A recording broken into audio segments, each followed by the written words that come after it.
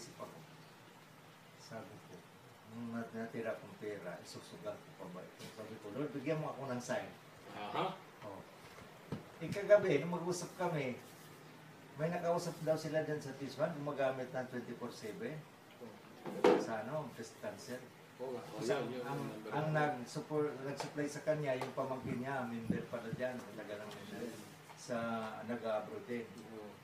From ano pa? From DH pa yun, mga gano'n. Sinusuplayan na siya din sa Tiswan. Kaya pinuntahan ko kanina, ay umalis pala. Sabi ko, 5 literan sana. O sa mag-set ka, tapos i-text na lang natin.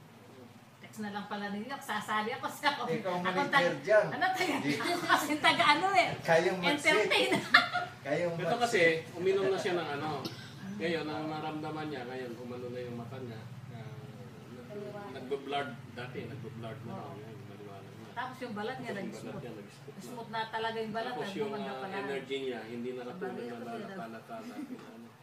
Medyo okay na. So, sabi